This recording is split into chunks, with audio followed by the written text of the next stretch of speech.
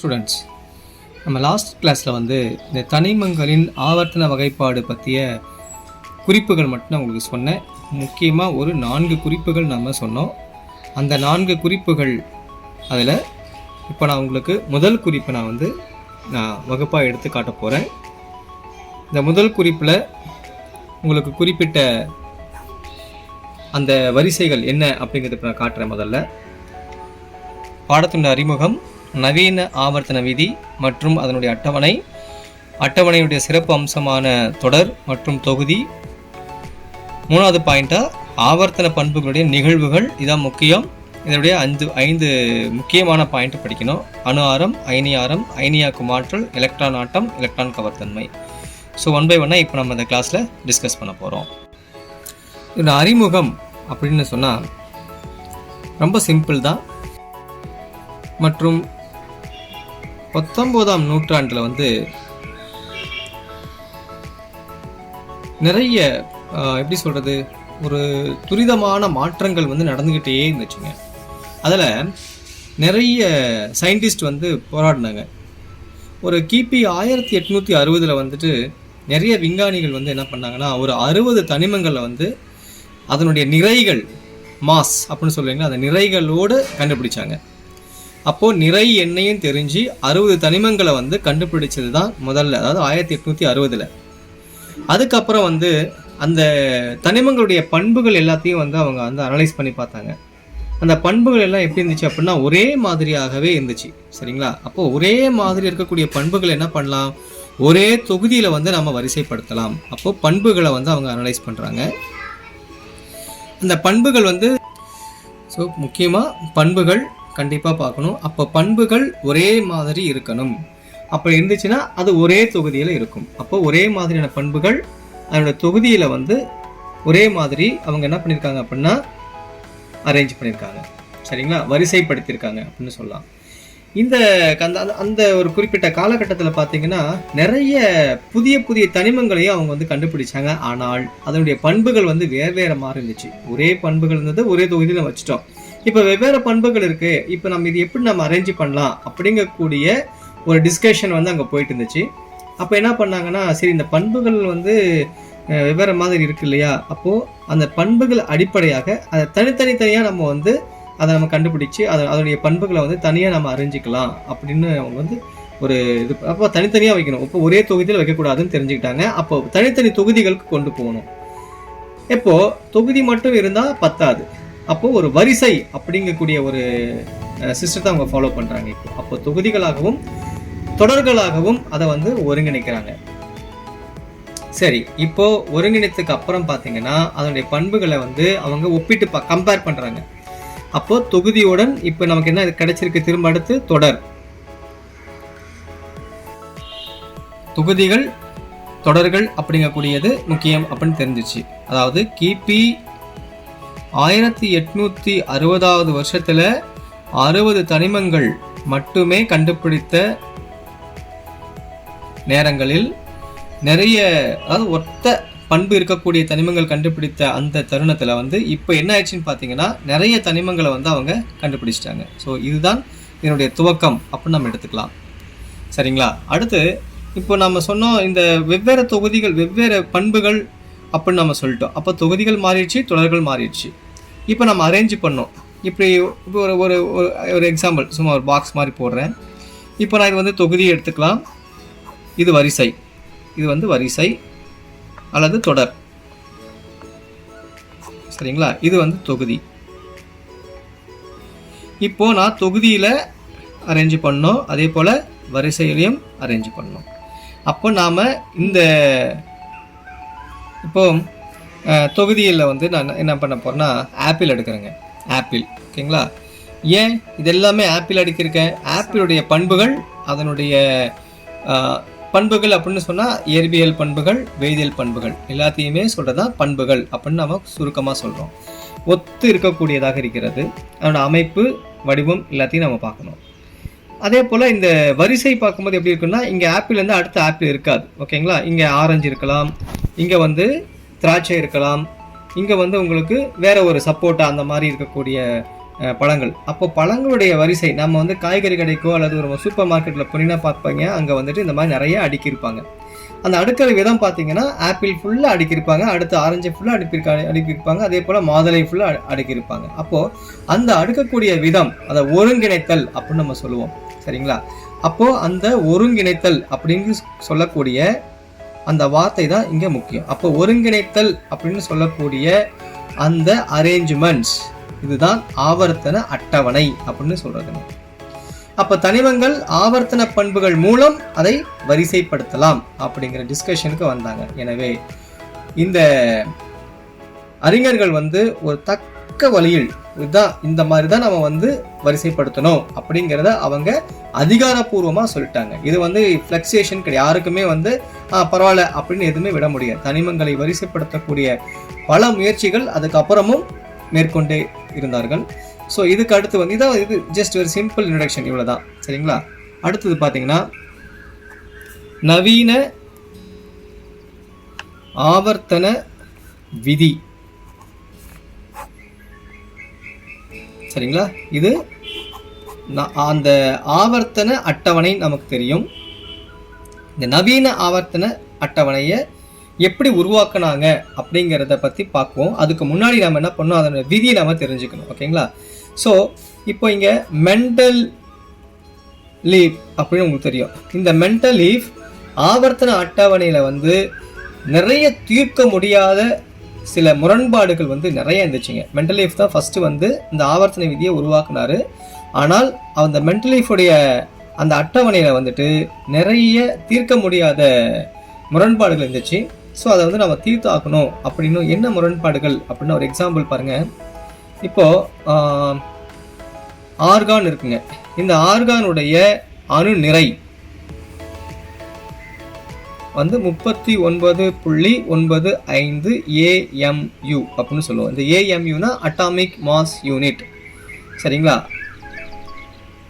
அதே போல்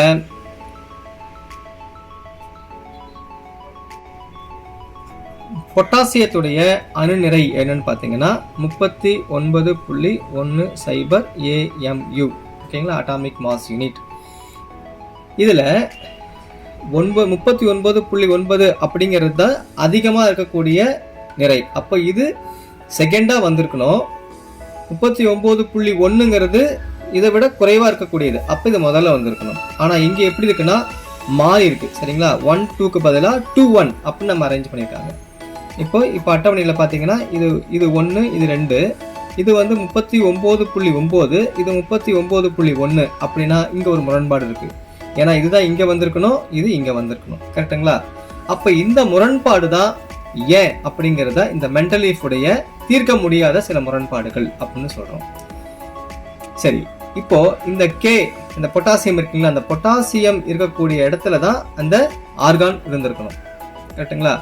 சரி, இப்போ இந்த பொட்டாசியம் இடத்தை ஆர்கான் பெற்றிருக்க அந்த மாதிரி லித்தியம், இதே போல சோடியம், இது போன்ற தனிமங்கள் இருக்கக்கூடிய தொகுதி இருக்கு இல்லைங்களா, அந்த தொகுதியில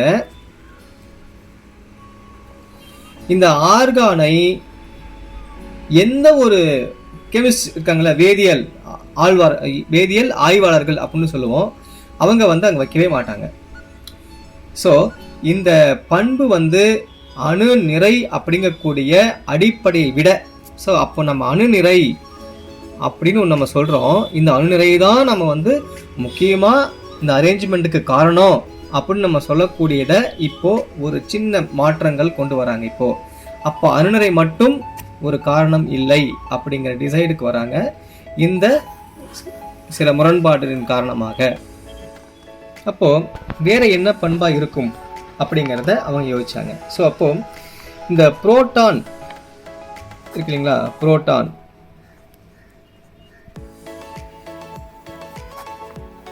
அதோட எண்ணிக்கை அடிப்படையாக தமிழில் சொல்லி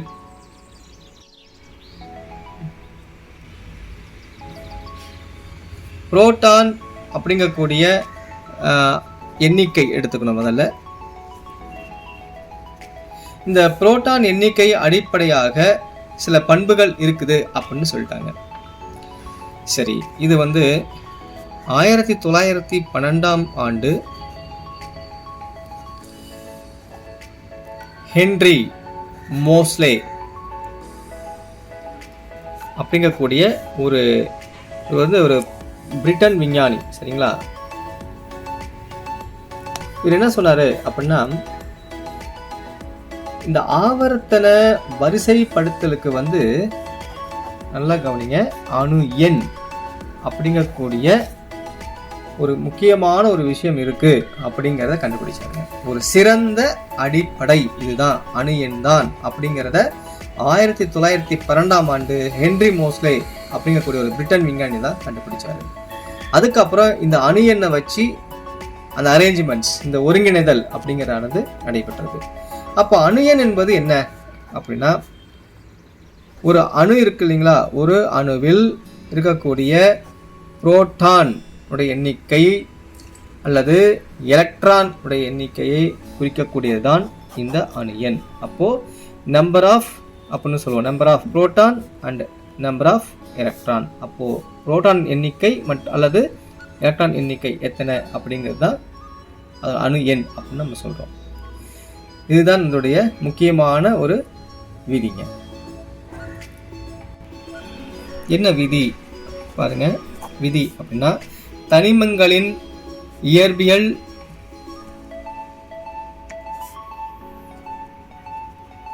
மற்றும் வேதியியல் பண்புகள் அவற்றின் அணு எண்களை சார்ந்து அமையும். சரிங்களா? அதாவது யாரோடது? தனிமங்கள். அப்போ தனிமங்களுடைய இயற்பியல் மற்றும் வேதியியல் பண்புகள் அவற்றின் அணு எண்களை சார்ந்து அமையும். இதுதான் ஆவர்த்தன விதி, நவீன ஆவர்த்தன விதியும். ரொம்ப முக்கியமான விதி இதுதான்.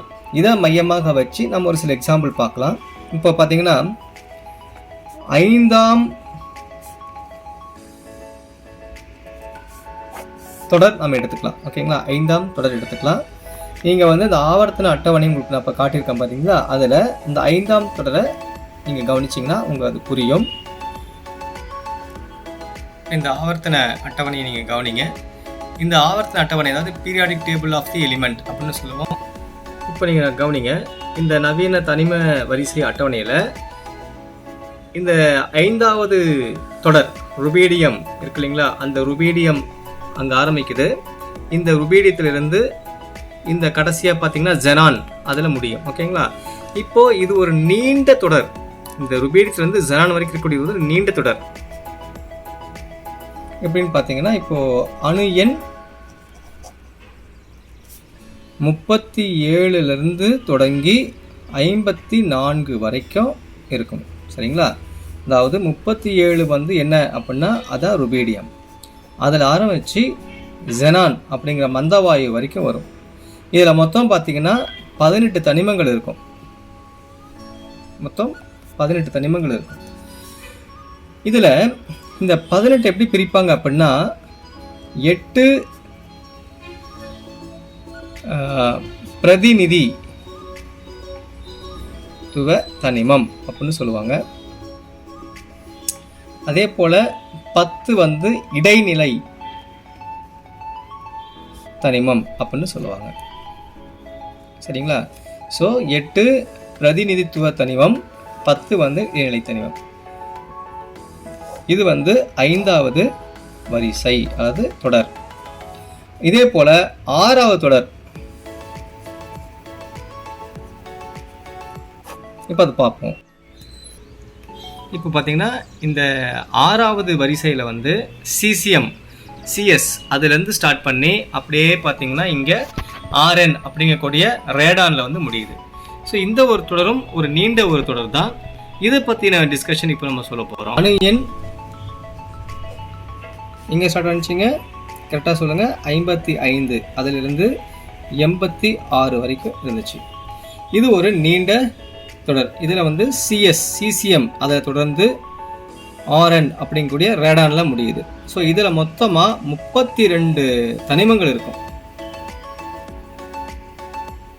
இந்த 32 தனிமங்களில் நான் வந்து 8, 10 ஏற்கனவே சொல்லிட்டேன். இது வந்து பிரதிநிதித்துவ தனிமங்கள். அதே போல இது வந்து இடைநிலை தனிமங்கள்னு நம்ம சொல்லிட்டோம். இந்த மீதம் இருக்கக்கூடிய அந்த 14 என்ன? இந்த 14 வந்து உள் இடைநிலை தனிமம். இதுதான் விஷயம். அப்ப இந்த உள் இடைநிலை தனிமத்துக்கு இந்த ஆவர்த்தன விதிப்படி அவங்க ஒரு பேர் வைக்கிறாங்க. அதுக்கு என்ன பேர் அப்படின்னா, அதுக்கு பேர் வந்து லாந்தனைடுகள் அப்படின்னு சொல்றாங்க.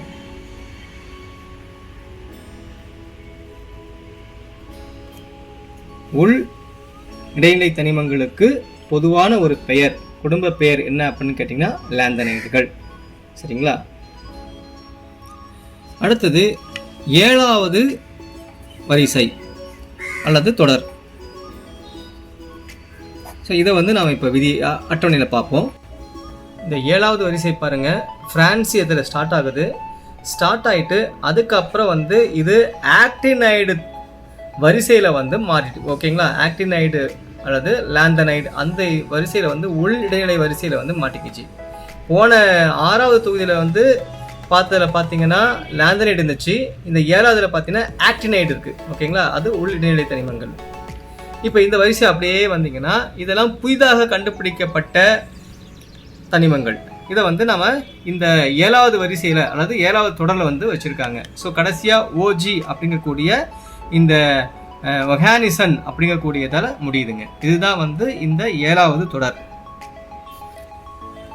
இப்போ இதனுடைய அணு எண் வந்து 87 தொடங்கி 118 வரைக்கும் இருக்கும். இதுல 4 தனிமங்கள்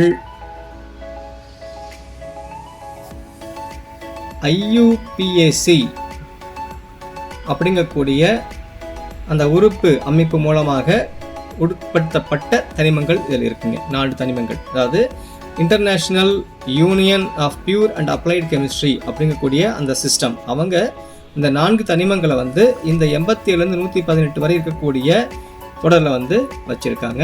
அதனுடைய பண்புகள் அடிப்படையிலையும் அணு எண் அடிப்படையிலையும் அதை இந்த நவீன ஆவர்த்தன அட்டவணையில் வச்சிருக்காங்க. ஸோ இவ்வளோதான் நவீன ஆவர்த்தன விதி. சரிங்களா? இந்த நவீன ஆவர்த்தன விதியில் முக்கியமாக நம்ம கவனிக்க வேண்டியது வந்து, இப்போ நம்ம முக்கியமாக அடுத்த டாபிக் போகிறோம். அது என்னன்னா நவீன ஆவர்த்தன அட்டவணை. இந்த நவீன ஆவர்த்தன அட்டவணை அப்படிங்கிறது வந்து தனிமங்கள்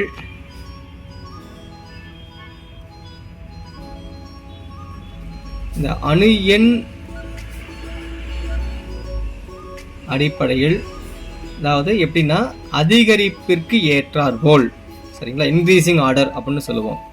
ஸோ அதிகரிப்புக்கு ஏற்றாற்போல் நாம் இந்த நவீன அட்டவணையில் வந்து வரிசைப்படுத்தியிருப்பாங்க. ஸோ தனிமங்கள் அணு எண் அதிகரிப்புக்கு ஏற்றவாறு வரிசைப்படுத்தப்பட்டிருக்கும்.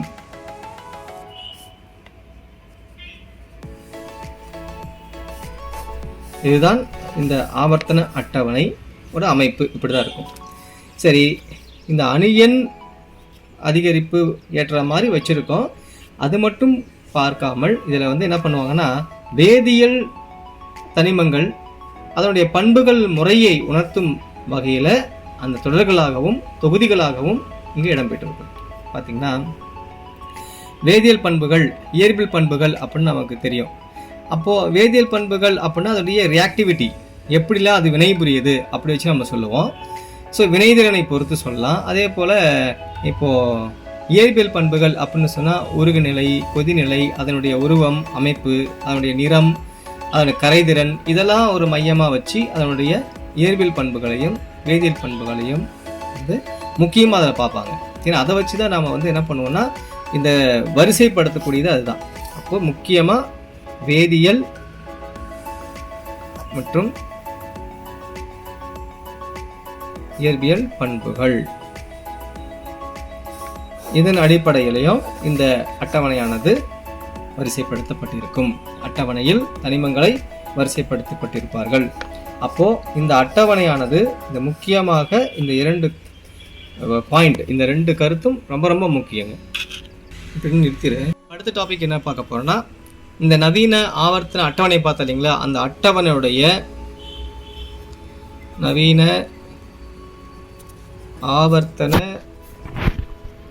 அட்டவணையின்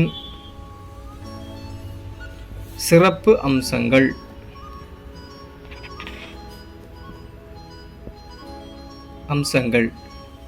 என்ன சிறப்பு அம்சங்கள் அப்படின்னா, 2 சிறப்பு அம்சங்கள் இருக்குன்னு நம்ம சொன்னோம். என்னன்னா, ஒன்று வந்து தொடர், இரண்டாவது வந்து தொகுதி. ஸோ ஆவர்த்தன அட்டவணையின் தொடர் சிறப்பு அம்சங்கள் என்ன, தொகுதி சிறப்பு அம்சங்கள் என்ன அப்படிங்கிறத இப்போ நான் அடுத்து பார்க்க போகிறோம். ஸோ முதல்ல நம்ம என்ன பண்ண போகிறோம்னா, இந்த தொடர்களின் சிறப்பு அம்சம் நம்ம பார்க்க போகிறோம்.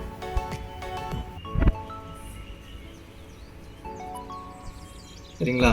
இப்போ தனிமங்கள் வந்து கிடைமட்டமாக, இப்படி கிடைமட்டமாக வரிசைப்படுத்தப்பட்டிருக்கும். இந்த மாதிரி கிடைமட்டமாக வரிசைப்படுத்தினாங்க அப்படின்னு சொன்னால் இதான் வந்து தொடர் வரிசை அப்படின்னு நம்ம சொல்லுவோம். இதில் வந்துட்டு ஒரு ஆவர்த்தன அட்டவணையில் பார்த்தீங்கன்னா எத்தனை இருக்கும் அப்படின்னா மொத்தம் 7 தொடர்கள் இருக்கும். சரிங்களா? 7 தொடர்கள் இருக்கும். இந்த ஒவ்வொரு தொடரும் எப்படி இருக்குன்னு நம்ம பார்க்கலாம். சரிங்களா? இங்கே பாருங்க. ஃபர்ஸ்ட் முதல் தொடர், இது வந்து அணு எண். முதல் தொடரில் வந்துட்டு 1லிருந்து அப்படின்னு சொல்றதுக்கு பதிலாக 1 and 2 அப்படின்னு சொல்லலாம். ஏன்னா 2 தான் இருக்கு. ஒன்று வந்து ஹைட்ரஜன், ரெண்டாவது வந்து ஹீலியம். 2 தனிமங்கள் மட்டும் இருக்கக்கூடியதான் முதல் தொடர். சரிங்களா? அப்போ இது வந்து மிக மிக மிக குறுகிய ஒரு தொடர் அப்படின்னு நம்ம சொல்லலாம். அடுத்தது இரண்டாவது தொடர் வரிசையில் பார்த்தீங்கன்னா 3ல் ஆரம்பிக்கும். அணு எண் எல்லாமே அணு எண்.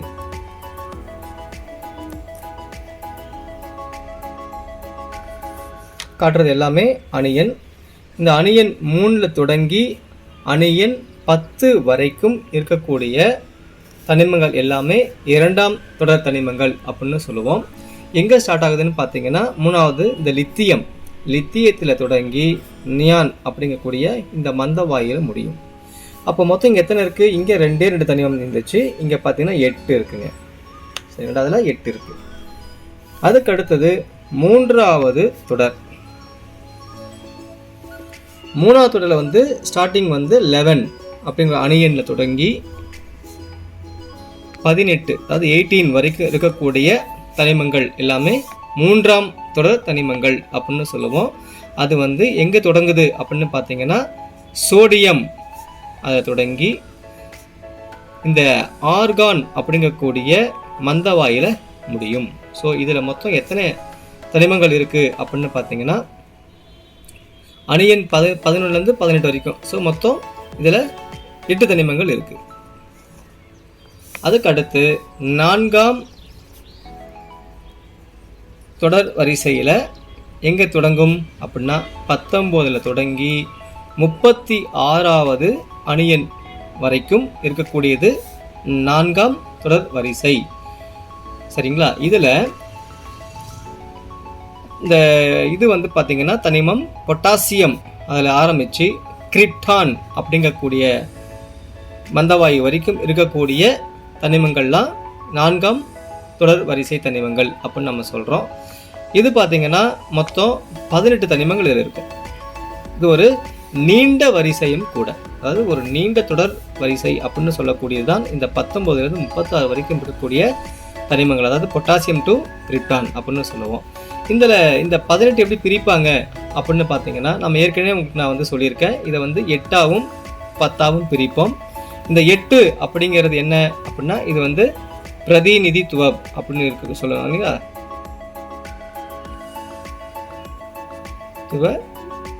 தனிமம். அப்படின்னு சொல்லுவோம். இந்த 10 அப்படிங்கிறது இடைநிலை தனிமம்.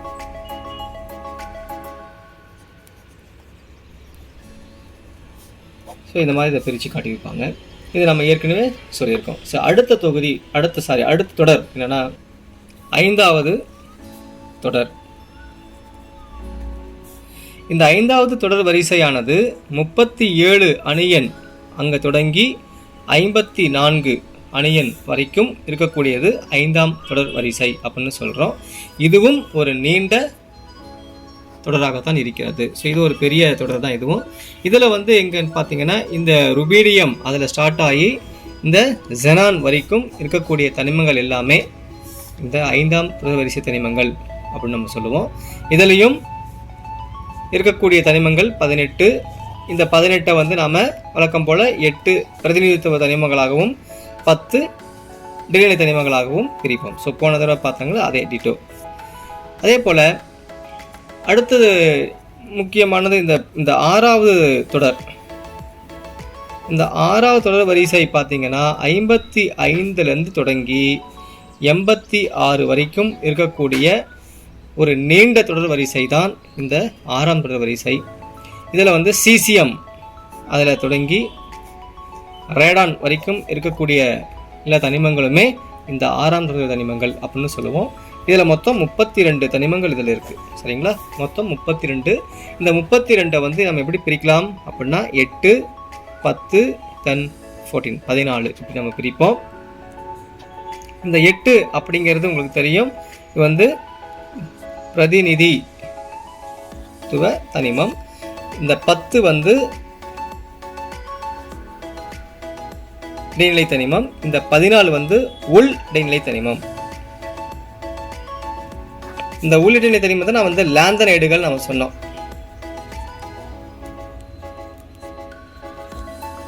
இந்த லாந்தனைடுகள் அப்படின்னு நம்ம சொன்னோம். லாந்தனைடு தனிமங்கள் அப்படின்னு நம்ம சொல்லுவோம். சரிங்களா? அடுத்து 7ஆம் தொடர் வரிசை. இந்த 7ஆம் தொடர் வரிசையில் அணியன் பார்த்தீங்கன்னா 87 தொடங்கி 118 அணியன் இருக்கக்கூடிய அந்த தனிமங்கள் எல்லாமே இந்த 7ஆம் தொடர் வரிசையில் இருக்கும். இதில் பார்த்தீங்கன்னா இந்த சமீபத்தில், அதாவது 6ஆம் தொடரை போல தான் இந்த 7ஆம் தொடரும். இதுலேயே மொத்தம் 32 தனிமங்கள் இதில் இருக்குது. இந்த 32 தனிமங்கள் இருக்கக்கூடியது வந்து இதில் சமீபத்தில் கண்டுபிடிக்கப்பட்ட இந்த IUPAC அப்படிங்கிற ஒரு அமைப்பு சமீபத்தில் நமக்கு கொடுத்த நிறைய புதிய தனிமங்கள் வந்து இதில் உட்படுத்தப்பட்டிருக்கிறது அப்படிங்கிறது ஒரு முக்கியமான குறிப்பு. சரிங்களா? இதுதான் முக்கியமான ஒரு குறிப்பு இந்த 7ஆம் தொகுதியை பொறுத்த வரைக்கும். இந்த 7ஆம் தொகுதி 6ஆம் தொடரை போல தான் இதுவும். சரிங்களா? ஸோ இதுவெல்லாம் இந்த தொடர் வரிசையினுடைய அல்லது தொடருடைய சிறப்பு அம்சங்கள். அடுத்தது இந்த தொகுதிகளின் சிறப்பு அம்சம்.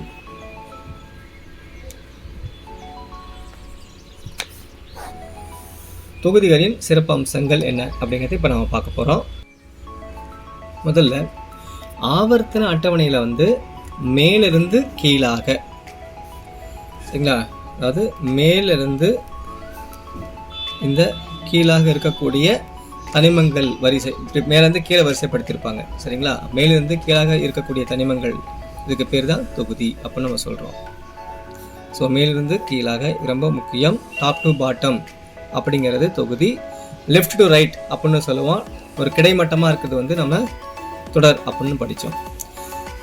இதில் மொத்தமாக எத்தனை தொகுதி இருக்கும் அப்படின்னா 18 தொகுதிகள் இருக்கும். ஸோ 18 குரூப்ஸ் அப்படின்னு சொல்லுவோம். இதனுடைய சிறப்பு இயல்புகள் அப்படின்னு சொன்னால் நம்ம என்ன பண்ணுவோம்னா, இப்போ மேலேருந்து கீழே சொல்கிறோம் இல்லைங்களா, அப்போ இங்கே வந்து ஒரு எக்ஸ் அப்படிங்கக்கூடிய ஒரு தனிமம் இருக்குது அப்படின்னா இங்கே இசட் அப்படிங்கிற தனிமத்தில் முடிஞ்சிருக்கு. இப்போ எது ஆரம்பிச்சதோ அவங்க தான் இந்த குடும்ப தலைவன். அப்போது இதில் 18 தொகுதின்னு சொல்கிறதுக்கு பதிலாக நான் வந்து இதை, சரிங்களா, இப்போது இந்த எக்ஸ்லேருந்து இசட் வரைக்கும், இப்போ இந்த எக்ஸுங்கிறது யாருன்னா இந்த குடும்பத்துடைய தலைவன். அப்போது 18 தொகுதின்னு சொல்கிறதுக்கு பதிலாக இப்போ பார்த்தீங்கன்னா எக்ஸ் முதல் அணுவாக இருந்துச்சுன்னா, அல்லது முதல் தனிமமாக இருந்துச்சுன்னா அது வந்து எக்ஸின் குடும்பம். ஃபார் எக்ஸாம்பிள் முதல் தொகுதியில் வந்துட்டு ஹைட்ரஜன் மேலே தெரியும் இல்லைங்களா, அப்போ அது ஹைட்ரஜன் குடும்பம். போரான் இருந்துச்சுன்னா அது போரான் குடும்பம். அந்த மாதிரி நம்ம சொல்லுவோம். இப்போ இங்கே எக்ஸ் இருக்கிறனால எக்ஸின் குடும்பம். அப்போ மொத்தம் 18 குடும்பமாக இருக்குது. இது முக்கியமான ஒரு தகவல். அதே போல் இந்த தொகுதி 3 இருக்குது இல்லைங்களா, தொகுதி 3, இந்த தொகுதி 3ல் பார்த்தீங்கன்னா 2 முக்கியமான தொகுதி இருக்குது. என்னென்னா, ஒன்று வந்துட்டு லாந்தனைடு,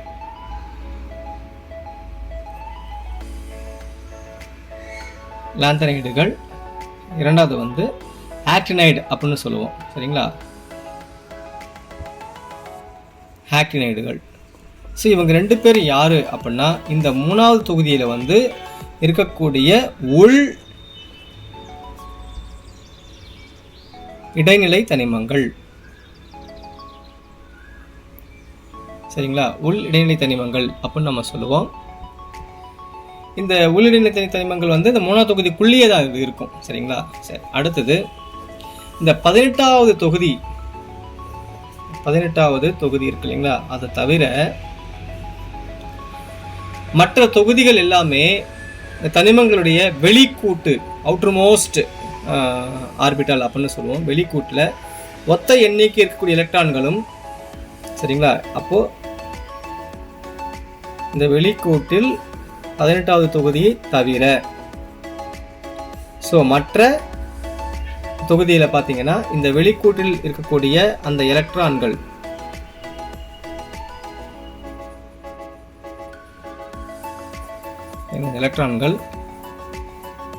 அதனுடைய எலக்ட்ரான் அமைப்பு அப்படின்னு சொல்லுவோம். இணைதிறன் என்ன இருக்கும் அப்படின்னு எல்லாம் பார்த்தீங்கன்னா, இதில் ஒத்த எண்ணிக்கை இருக்க வேண்டும்.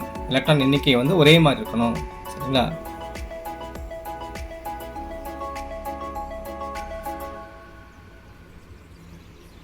ஸோ ஒத்திருத்தல் இருக்க வேண்டும், ஒத்திருத்தல் வேண்டும். அப்போ ஒரே மாதிரி எலக்ட்ரான் எண்ணிக்கை அதனுடைய வெளிக்கூட்டில் இருக்கும், மற்ற, அதாவது 18ஆம் தொகுதியை தவிர மற்ற தொகுதிகளுக்கு. அப்போது இதனுடைய இது ஏன் சொல்கிறோம் அப்படின்னா, இதற்கு வந்து ஒத்த இணைதிறன்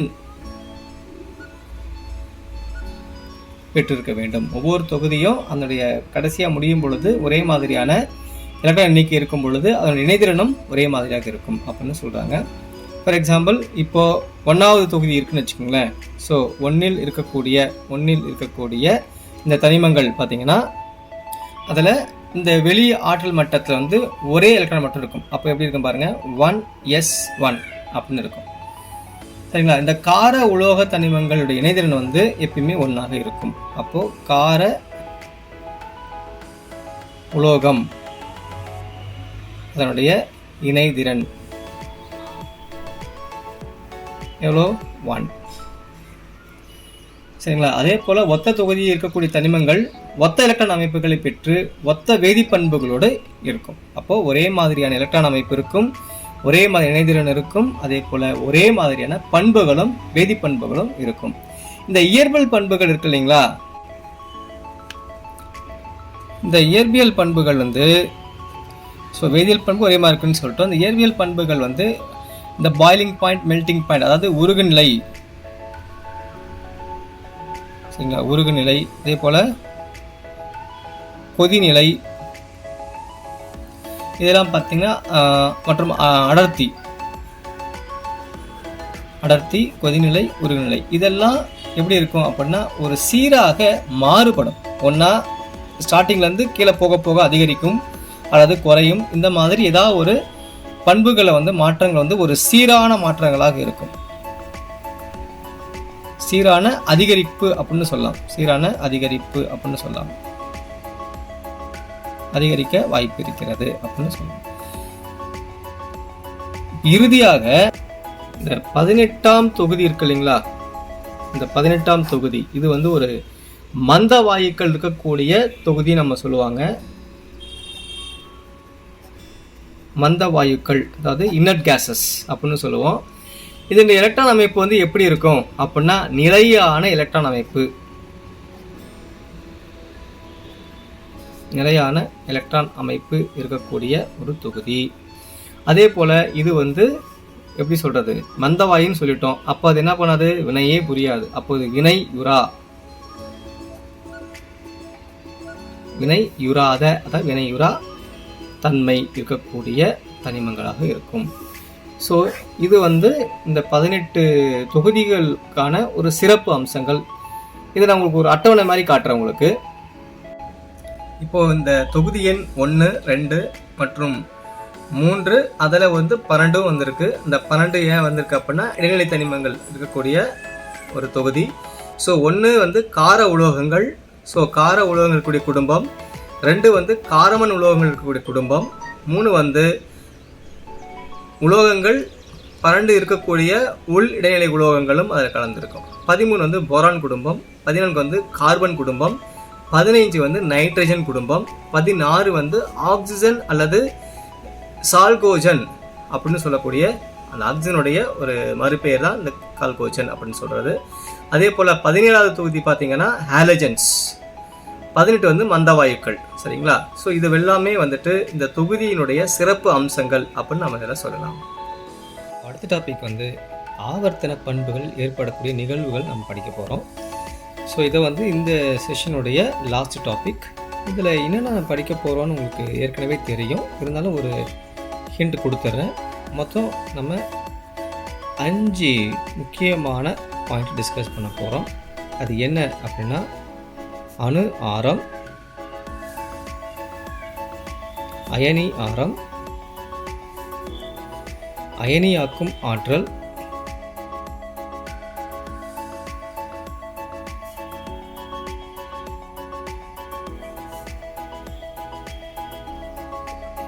எலக்ட்ரான் கவர்த்தன்மை,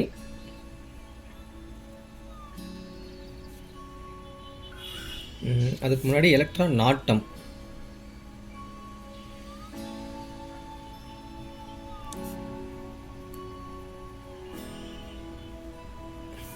ஸோ இப்போ இந்த முக்கியமாக இந்த 5 பற்றி நம்ம டிஸ்கஸ் பண்ண போகிறது தான் இந்த ஆவர்த்தன பண்புகள் ஏற்படக்கூடிய நிகழ்வுகளுடைய அடிப்படையே. ஸோ இது 1 by 1 நம்ம டிஸ்கஸ் பண்ணுவோம். இப்போ பாருங்கள், இந்த ஆவர்த்தன பண்புகளில் ஏற்படக்கூடிய நிகழ்வுகளுடைய இது என்ன, முதல்ல எதுக்காக இதை படிக்கிறோம் அப்படின்னா தனிமங்களுடைய எலக்ட்ரான் அமைப்பு. ஸோ எலக்ட்ரானுடைய அமைப்பு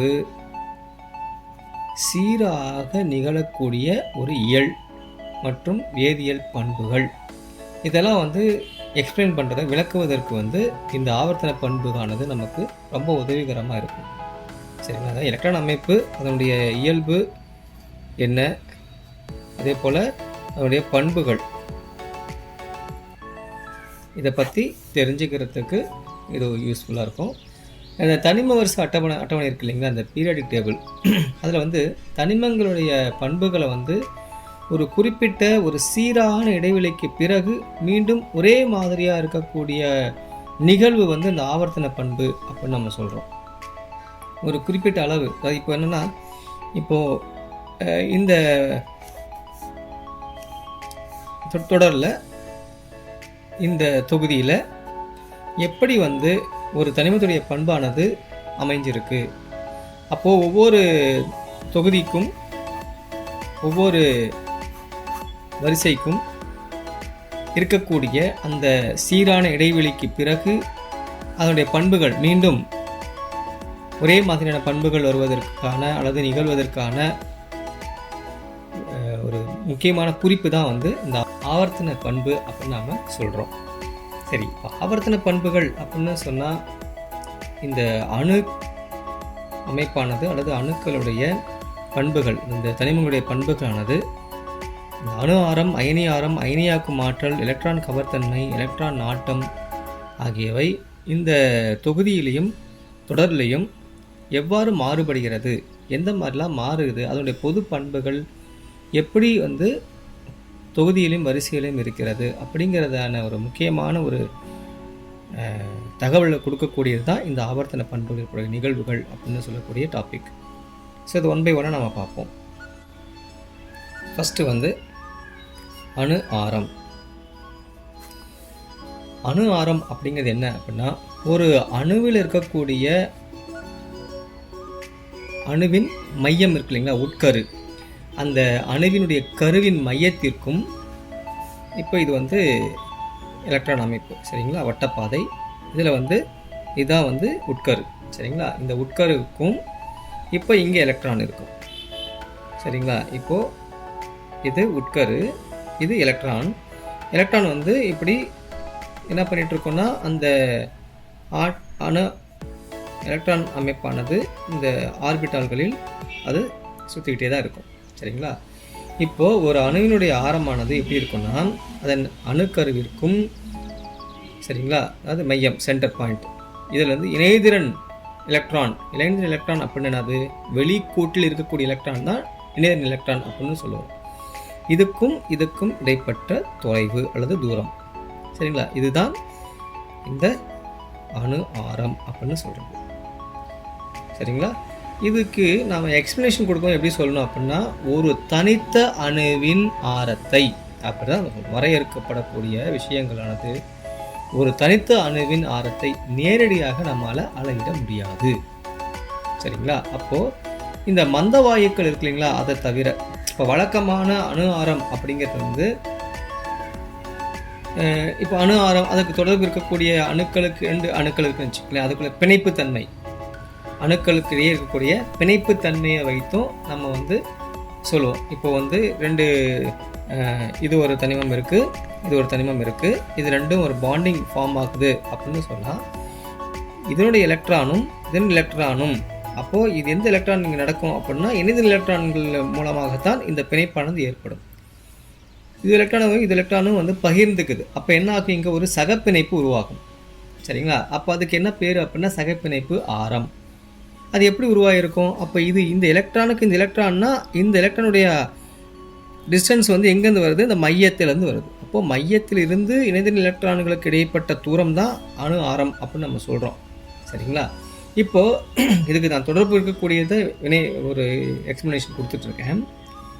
இது சகப்பிணைப்பு ஆரம் அப்படின்னு சொல்லுவோம். சரி, இது 2 உலோகமாக இருந்துச்சு அப்படின்னா அது உலோக ஆரம் அப்படின்னு சொல்லலாம் சரிங்களா. அப்போது அருகருகே இருக்கக்கூடிய 2 உலோக அணுக்கள் நம்ம எடுத்துக்குவோம். இப்போது நான் அருகருகே ஒட்டி இருக்குன்னு வச்சுக்கோங்க, அப்படி இருக்குங்க. இந்த மாதிரி 2 உலோகங்கள் நம்ம எடுத்துக்கிட்டு இந்த உலோகங்களுக்கு இடையே இருக்கக்கூடிய தூரத்தை நாம் அளவிடணும். எப்படி அளவிடலாம், இப்போ இது வந்து இதனுடைய உட்கருன்னு வச்சுக்கோங்க சரிங்களா. அந்த உலோக அணுக்களின் உட்கருவுக்கு இடையே உள்ள தூரத்தை அதனுடைய பாதி தான் இந்த உலோக ஆரம் அப்படின்னு சொல்லக்கூடியது. அருகருகே இருக்கக்கூடிய 2 உலோகங்கள் இருக்குன்னு வச்சுக்கோங்களேன், உலோக அணுக்கள் இருக்குது.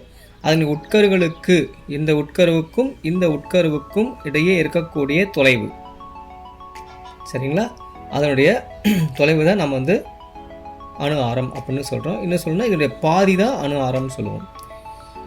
அருகருகே உள்ள 2 உலோக அணுக்களின் உட்கருவிற்கும் இடையே உள்ள தூரத்தின் பாதி அளவுதான் நம்ம இதனுடைய உலோக அணு ஆரம் அப்படின்னு சொல்லுவோம் ஓகேங்களா. இப்போது இதுக்கும் இடையே தான் தூரம் ஓகேங்களா.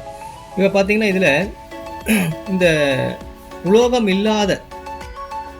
உலோகம் அற்ற தனிமங்கள் இருக்குது அப்படின்னா அது அணு ஆரம் வந்து சகப்பிணைப்பு ஆரம் அப்படின்னு சொல்லுவாங்க சரிங்களா. உலோகம் இருந்துச்சுன்னா அது வந்து உலோக ஆரம் அப்படின்னு சொல்லுவோம். உலோகம் இல்லாத இருக்கக்கூடியதுக்கு வந்து அதுக்கு பேர் சகப்பிணைப்பு ஆரம் சரிங்களா. ஸோ இப்போ என்னென்னா உட்கருவிற்கும் வெளிக்கூட்டு இருக்கக்கூடிய அந்த இணைதிறன் எலக்ட்ரானுக்கும் இடைப்பட்ட தொலைவு தான் முதல்ல அணு ஆரம் அப்படின்னு நமக்கு தெரியும். இப்போ ஒற்றை சகப்பிணைப்பால் பிணைக்கப்பட்டிருக்கக்கூடிய 2 ஒரே மாதிரி இருக்கக்கூடிய அணுக்கள், அந்த அணுக்களுக்கு இடையே இருக்கக்கூடிய தொலைவு அதனுடைய பகுதி அளவு தான் சகப்பிணைப்பு ஆரம், அதான் சொல்லியிருக்கோம். அப்போது இதனுடைய உட்கருவிற்கும் இந்த எலக்ட்ரான்களுக்கும் இடையே உள்ள தொலைவு, இந்த எலக்ட்ரானுக்கும் இதன் உட்கருவிற்கும் இடையே இருக்கக்கூடிய தொலைவு. அப்போது சகப்பிணைப்பு ஆரம், உலோக ஆரம் இதெல்லாம் என்ன அப்படின்னா மொத்த அணுக்கருகளுக்கு இடையே இருக்கக்கூடிய தொலைவில் பாதி அளவு அப்படிங்கிறத மட்டும் தெரிஞ்சுக்குங்க ஓகேங்களா. இப்போது ஹோமோஜீனியஸாக ஒரே மாதிரி இருக்கக்கூடிய அணுக்களுக்கு இருக்குது ஹைட்ரஜன், இதுவும் ஹைட்ரஜன். அப்போ 2 ஹைட்ரஜனும் பிணைந்து நமக்கு என்ன கிடைக்கும் அப்படின்னா H2 அப்படிங்கிற ஒரு மூலக்கூறு கிடைக்கும். அப்போ 2 ஹைட்ரஜன் அணுக்களுக்கு இடையே உள்ள தூரம் என்னவாக இருக்கும் அப்படின்னா 0.74 ஆம்ஸ்ட்ராங் இருக்கும். அப்போ இதனுடைய சகப்பிணைப்பு ஆரம் எப்படி இருக்கும் அப்படின்னா, இதனுடைய சகப்பிணைப்பு ஆரம் என்னவா இருக்கும்? 0.74 ஆம்ஸ்ட்ராங் நம்ம சொல்லிட்டோம். அதில் பாதி அளவு தானே இருக்கும். அப்போது பை 2. அப்போ எவ்வளோ இருக்கும் பார்த்தீங்கன்னா 0.37 ஆம்ஸ்ட்ராங் அளவு தான் இதனுடைய சகப்பிணைப்பு ஆரத்தின் அளவு அப்படின்னு நம்ம சொல்ல முடியும். சரிங்களா? சரி, இந்த மாதிரி வந்து நம்மளால் கணக்கிட முடியும். அதே போல் தனிம வரிசை அட்டவணையில் நம்ம எடுத்துட்டோம்னு சொன்னால், தனிமங்களில் அணு ஆரங்களை பார்க்கும் பொழுது எப்படி இருக்குது அப்படின்னா இருவேறு நிகழ்வுகள் நமக்கு தெரியும். அது என்னென்ன அப்படிங்கிறத பார்க்கலாம். சரிங்களா? இப்போது தொடர் எடுத்துட்டிங்கன்னா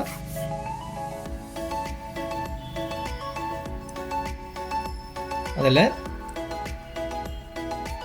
லெஃப்ட்லேருந்து ரைட் சைடு, கரெக்டுங்களா? அதாவது இடம் புறத்திலிருந்து வலம் புறமாக நம்ம செல்லணும். இது இடம்புறம், இது வந்து வலப்புறம்.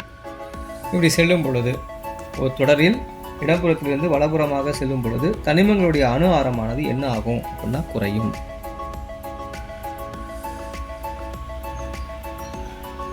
அணு ஆரங்கள் தொகுதியில் மேலிருந்து கீழ் வரும் பொழுது, ஸோ மேலிருந்து கீழ் வரும் பொழுது இது டாப் டு பாட்டம், அப்போது அணு ஆரம் என்ன ஆகும்? ஸோ மேலிருந்து கீழ் வரும் பொழுது அணு ஆரங்கள் அதிகரிக்கும்.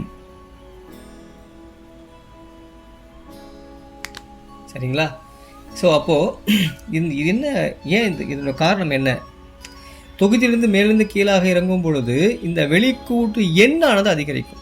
சரிங்களா? இங்கே வந்து இப்போது ஹைட்ரஜன் எடுத்துட்டிங்கன்னா அதில் ஒரே ஒரு எலக்ட்ரான் தான் இருக்கும். ஹீலியம் எடுத்துட்டிங்கன்னா அதில் 2 எலக்ட்ரான் இருக்கும். சரிங்களா? என்ன அர்த்தம்? வட்டப்பாதை எண் மாறவே இல்லை. கரெக்டுங்களா? வரிசை தொடரில் பாருங்கள், இதுதான் முதல் தொடர். கரெக்டுங்களா? ஹைட்ரஜனும் ஹீலியனுக்கு தான் முதல் தொடர். அப்போது வட்டப்பாதை எண்ணிக்கை மாறவே இல்லை, ஆனால் எலக்ட்ரான் ஆனது அதிகரிக்கும். இங்கே ஒரு எலக்ட்ரான் இருக்குது, இங்கே 2 எலக்ட்ரான் இருக்குது. சரி, இப்போ மேலேருந்து கீழே வரும்பொழுது என்ன ஆகும் அப்படின்னா, நான் உங்களுக்கு போன இதில் வந்து தொகுதியும் வரிசையும் நம்ம சொல்லும் பொழுது 8, 8, 16, 32 இந்த மாதிரி நம்ம எண்ணிக்கை வந்து ஒவ்வொரு தொகுதிக்கும் ஒரு குறுகிய தொகுதி, ஸோ தொகுதியை வந்து நீண்ட தொகுதி அப்படின்னு நம்ம படித்தோம். அப்போ என்ன ஆகுதுன்னா, எலக்ட்ரான் சேரக்கூடிய எலக்ட்ரான் ஆனது என்ன ஆகுது, அடுத்தடுத்த ஆர்பிட்டால்களில் போய் ஃபில் ஆகும். ஸோ இங்கே இருக்கும், அடுத்து இந்த எலக்ட்ரான் இங்கே வந்து ஃபில் ஆகும், அடுத்து இங்கே வந்து ஃபில். அப்போது எலக்ட்ரான் மையத்திற்கும் இந்த இடைப்பட்ட தொலைவானது என்ன ஆகும், அப்போ அதிகரிச்சுக்கிட்டே இருக்குது. கரெக்டுங்களா? ஸோ மையத்திற்கும் இணைந்த எலக்ட்ரானுக்கும் இடையே இருக்கக்கூடிய தொலைவானது இங்கே அதிகரிக்கிறது. அதனால தான் தொகுதியில் மேலிருந்து கீழ் வரும் பொழுது ஆர்பிட்டால்கள் எண்ணிக்கை, எலக்ட்ரான் ஆனது சேரக்கூடிய அந்த ஆர்பிட்டால்களின் எண்ணிக்கையானது அந்த வெளிக்கூட்டு எலக்ட்ரானின் எண்ணிக்கையும் அதிகரிக்கும் காரணமாக மேலிருந்து கீழ் இறங்கும் பொழுது அணு ஆரமானது அதிகரிக்கிறது. எலக்ட்ரான் ஒரே ஆர்பிட்டால் இருக்கும் பொழுது எலக்ட்ரான் எண்ணிக்கை அதிகரித்தாலும் எலக்ட்ரான் சேரக்கூடிய அந்த வெளிக்கூடானது எண்ணிக்கை அதிகரிக்காத காரணத்தால் வரிசையில் அல்லது தொடரில் அணு ஆரமானது குறைகிறது. சரிங்களா? இப்போ இதில் ஒரு கவர்ச்சி விசையானது என்ன ஆகும் அப்படின்னு பார்க்கலாம்.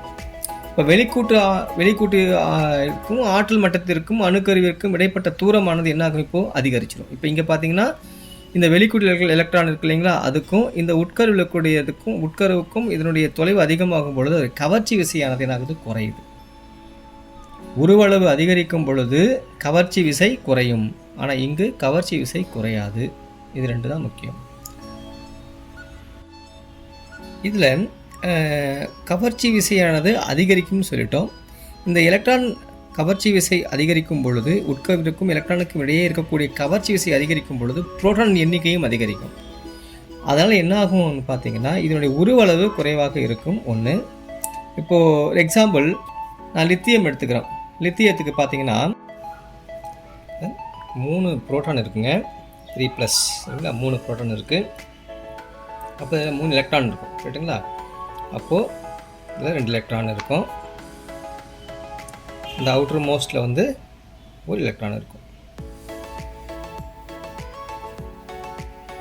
ஸோ இது முதல் வட்டப்பாதை, ரெண்டாவது வட்டப்பாதை, மூணாவது வட்டம். லித்தியத்துக்கு மொத்தம் 3 எலக்ட்ரான் இருக்கும். ஸோ முதல் வட்டப்பாதை 2 எலக்ட்ரானும், ரெண்டாவது வட்டப்பாதையில் 1 எலக்ட்ரான் முறையே மொத்தம் 3 எலக்ட்ரான்கள் இருக்கும். 2 வட்டப்பாதை 3 எலக்ட்ரான்கள். ஸோ அப்போ இதற்கும் இடையே இருக்கக்கூடிய தொலைவு தான் அணு ஆரம் அப்படின்னு நம்ம சொல்லுவோம். இப்போது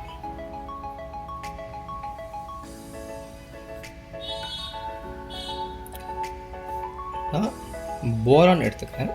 இந்த போரானுக்கு 5 புரோட்டான் இருக்கும், 5 எலக்ட்ரான் இருக்கும். சரிங்களா? 5 புரோட்டான் 5 எலக்ட்ரான் இருக்கும். ஸோ இங்கே 2 இருக்குது. அடுத்த வட்டப்பாதையில் 3 இருக்கும்.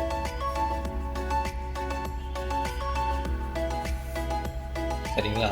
இப்போ இங்கேயும் இதற்கும் இடையே இருக்கக்கூடிய தொலைவு தான் அணு ஆரம். இப்போ என்ன ஆயிடுச்சுன்னு பார்த்தீங்கன்னா, உருவளவு மாறவே இல்லை. இங்கேயும் 1 2 3 1 2 3. அப்போ இங்கே இருக்கக்கூடிய ஆற்றல் மட்டத்தின் எண்ணிக்கை, இங்கே இருக்கக்கூடிய ஆற்றல் மட்டத்தின் எண்ணிக்கையானது மாற்றமே இல்லை. சரிங்களா? ஸோ ஒரு உட்கரு, அதை சுற்றி 2 வட்ட பாதைகள். அப்போ 2 வட்டப்பாதைகளில் முதல் வட்டப்பாதை 1 எலக்ட்ரானும், ரெண்டாவது 2 எலக்ட்ரானும் அவுட்டர் மோஸ்ட் ரெண்டாவது வட்டப்பாதையில் வந்து 1 எலக்ட்ரானும் லித்தியத்துக்கும். போரானுக்கு பார்த்தீங்கன்னா உள்வட்டப்பாதை முதல் வட்டப்பாதை 2 எலக்ட்ரானும், வெளிவட்டப்பாதையில் வந்துட்டு 3 எலக்ட்ரான்களும் இருக்குது. இதனுடைய அணு அளவானது மாறலை. அப்போது இதனுடைய எலக்ட்ரான் எண்ணிக்கை அதிகரிக்கிறது. அதாவது இதனுடைய ஈர்ப்பு விசையானது அதிகரிக்கும். சார்ஜின்னு சொல்லுவாங்க. மின் சுமை அதிகரிக்கிறது. ஸோ இதுதான் இதனுடைய ஒரு சுருக்கமான விளக்கம். அடுத்து அயனி ஆரம். அயனி ஆரம் அப்படிங்கிறது என்ன? ஒரு அயனியினுடைய கருமையத்திற்கும், சரிங்களா? ஸோ அயனுடைய கருமையத்திற்கும் இந்த எலக்ட்ரான் திரள் முகில் அப்படின்னு சொல்லுவாங்க. ஓகேங்களா? இப்போ இங்கே எலக்ட்ரான்கள் வந்து எண்ணிக்கை அதிகரிக்குதுன்னு சொல்லுவோம் இல்லையா? அப்போ எலக்ட்ரானுடைய எண்ணிக்கை அதிகமாக இருக்கக்கூடிய இடத்துல, அப்போ மின்சுமை இருக்கக்கூடிய இடத்துல, இப்போ எலக்ட்ரானுடைய மையத்திற்கும் எலக்ட்ரான் திரள் முகில் மீது அதனுடைய கவர்ச்சி விசையானது செலுத்தப்படும் பொழுது அதனுடைய கவர்ச்சி விசையின் தூரம் இருக்கு இல்லைங்களா, அதற்கிடையே உள்ள தொலைவு தான் வந்து அயனி ஆரம் அப்படின்னு சொல்கிறது. ஒரு அயனியின் கருமையத்திற்கும் அந்த அயனியின் எலக்ட்ரான் திரள் முகில் இருக்கக்கூடிய இடத்துல ஒரு கருவால் கவர்ச்சி விசை ஏற்படும் இல்லைங்களா, அந்த கவர்ச்சி விசை தூரத்திற்கும் இடையே இருக்கக்கூடிய தொலைவு தான் அயனி ஆரம் அப்படின்னு சொல்லுவோம். இந்த அணு ஆரத்துக்கும் அயனி ஆரத்திற்கும் ஒரு பெரிய வித்தியாசம் கிடையாது. இதை வந்து மின்சுமை ஏற்ற ஒரு மின்சுமை ஏறிய அப்படின்னு சொல்லுவோம். மின்சுமை இருக்கக்கூடிய ஒரு அணுவில் வட்டப்பாதை இருக்கக்கூடிய எலக்ட்ரான் திரளுக்கும், சரிங்களா? ஸோ எலக்ட்ரான் திரள் அதற்கும் அணுவுடைய மைய கரு இதற்கிடையே உள்ள தொலைவு தான் அயனி ஆரம் அப்படின்னு சொல்றாங்க. இப்போ ஒரு அணுவானது எலக்ட்ரான்களை இழந்தோ அல்லது ஏற்றோ அயனியாக மாறும். சரிங்களா? இப்போது ஹைட்ரஜன் இருக்குது அப்படின்னா இது வந்து லாஸ் ஆஃப் எலக்ட்ரான். அப்போ என்னாகும்? ஒரு H+ மாறிடும். சரிங்களா? இப்போது குளோரின் இருக்குன்னு வச்சுக்கோங்களேன், இது வந்து கெயின் ஆஃப் எலக்ட்ரான் அப்படிங்கும் போது Cl- மாறிடும். அப்போது ஒரு தனிமமானது எலக்ட்ரானை இழந்தோ அல்லது எலக்ட்ரானை பெற்றோ அது அயனியாக மாறுகிறது. அது நேர் அயனியாக இருக்கலாம் அல்லது எதிரி அயனியாக இருக்கலாம். அப்போ அயனியாக மாற்றப்பட்ட அயனியாக மாறிய இந்த அணுக்களுக்கும் அதனுடைய அதனுடைய மையத்தில் இருக்கக்கூடிய கருவிற்கும் இடையே உள்ள தொலைவு, இதுதான் வந்து அயனி ஆரம். சரிங்களா? இப்போது எதிர்மின் சுமை பெற்றோ அல்லது நேர்மின் சுமை பெற்றோ இருக்கக்கூடிய அயனி நம்ம என்ன சொல்லுவோம் அப்படின்னா எதிர்மின் அயனி, நேர்மின் அயனி அப்படின்னு சொல்லுவோம். இது இயல்பாக சொல்லக்கூடியது தான். சரிங்களா? இப்போது கரைசல்கள் அதனுடைய இயல்புகளை அயனி திண்மங்கள் அதனுடைய வடிவங்கள் இதெல்லாம் வந்து நம்ம இதை வச்சு நம்ம தீர்மானிக்கலாம். சரிங்களா? அது ஒரு கரைசலுடைய நேச்சர் எப்படி, இது எப்படி கரையுமா கரையாதா அப்படிங்கிறத நம்ம இந்த அயனியாக்கள் மூலமாகவே நம்மளால் சொல்ல முடியும். முழுவதுமாக ஒரு கரைசலில் ஒரு கரைபொருளானது ஒரு கரைப்பானில் முழுவதுமாக கரைந்தால், அப்போ அது முழுவதுமாக அயனியுற்றால் அது முழுவதுமாக கரையும் என்று அர்த்தம். பகுதியளவு மட்டுமே அயனியுற்றால் அது முழுவதையாக கரையவில்லை, இது சரியாக கரையலை அப்படின்னு நம்ம சொல்லுவோம். சரிங்களா? ஸோ அப்போ கரைதிறனையே இந்த மின்சுமையை வச்சு நம்மளால் சொல்ல முடியும் அப்படின்னு சொல்கிறாங்க. அதே போல் இதில் அயனிகளுடைய உருவ அளவு, முக்கியமாக இதனுடைய உருவ அளவை